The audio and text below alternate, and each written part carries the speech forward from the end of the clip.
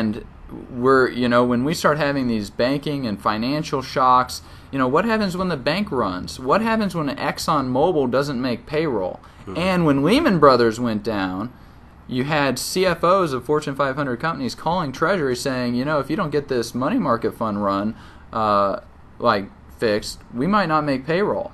So if ExxonMobil, Chevron, Walmart, they aren't able to make payroll, that's just going to trickle through the economy, and boom, the machine stops. I mean, what governments have done by interfering in the market for so long has so distorted the pricing mechanism that price and value no longer have any rational relationship to each other. And that's a very dangerous position for us to be in as holders of capital, as people who need to actually operate on a certain number of calories every day. Mm-hmm. I mean, we have 46 million people on food stamps. Where are they going to get their 1,500 calories a day?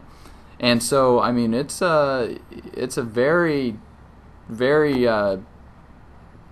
kind of tinderbox that we're sitting on, and all of it is just bullish for the precious metals, because you know what, if we have massive food shortages or anything like that, gold will still be there. Mm-hmm. They're pulling gold out of the ocean. It's been down there 500 years. Yeah. It doesn't care. I mean, I'm a pilot. I was just flying up by John Wayne, and boom, oil emergency light came on, and fortunately it was just a sensor. But I can't lobby Congress to pass a law to repeal the law of gravity to bail me out so I can get down. It doesn't work that way. And there are laws of economics, and there are ways that the economy works and functions, and it's extremely complicated, and we've just so screwed it up that I hope that we can make it out of this with some type of a rational and thinking way of doing it without just evolving into complete trouble. I think Mises touches on that. Any time that there is government involvement in the economy, actually what you are going to do is create shortages within the economy. So if the free market's working, what people decide that they want, they're naturally going to move their assets into. But when you have an entity that comes in and says that there's a certain portion of the economy that's just going to be taken and spent for these items, well, the people don't necessarily want to spend their money on these things. So, it ends up that you come to a point where, those are malinvestments. And we're seeing that now with the unfolding in the economy.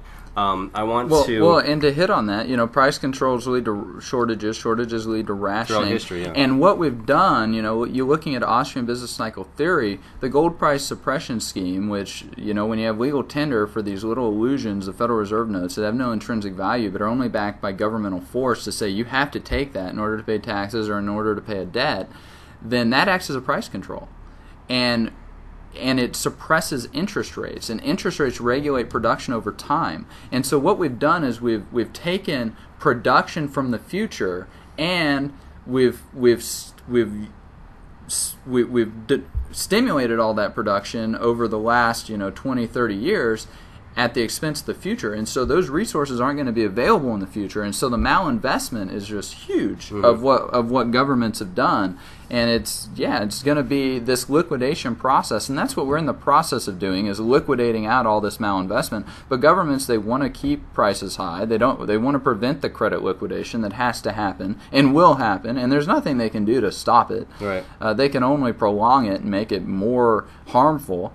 And that's going to, they want to keep unemployment from skyrocketing, but, we need to have some unemployment happen. We need to have the economy shifted and redone and creatively destroyed. And so, I agree. Mises foresaw a lot of this because there are cause and effect forces at work. Mm-hmm.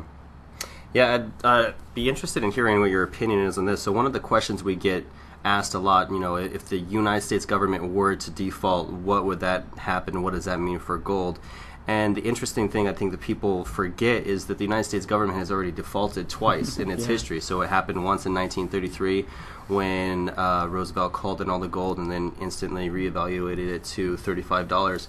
And it happened again in 1971 where Nixon officially took us off the gold standard. And throughout all of this, what we see is that gold has had an integral part to play throughout this. It's always been kind of the stage, and they keep on trying to suppress its legitimacy as money, but it continues to fail. So what's your opinion on that? Yeah, well, the default, first let's define it. We need to be paid in full on time as agreed. What are we going to be paid in full? What's that mean? We're going to be paid dollars. Well, there's no intelligible definition to a dollar. It's a Federal Reserve note. We're not guaranteed a certain amount of purchasing power or a certain amount of gold. On time as agreed. They can print as much of this out of thin air as they want. They're monetizing the debt right now as we speak. So it's a form of subtle default if you want to talk about purchasing power. But the U.S. government isn't going to default. They can just print as much as they want. Which Alan Greenspan touched on. Which Alan Greenspan touched on. I mean, that's, but it's going to have the same effect as a default and probably be done strategically as a competitive devaluation.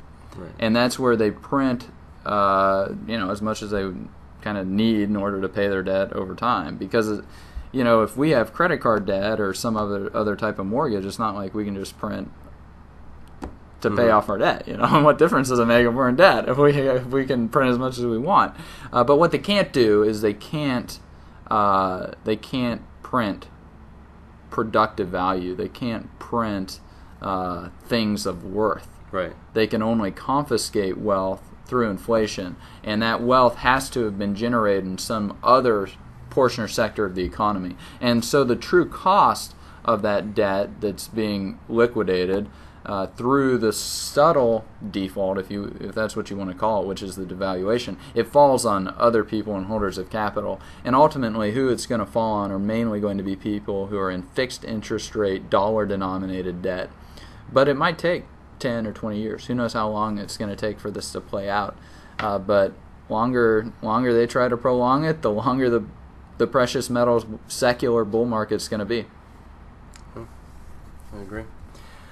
Well, Trace, thank you very much. If you want to learn more about Trace and what he brings to the freedom movement, you can go to his website. What was the name of the website again? Run2gold.com and also howtovanish.com.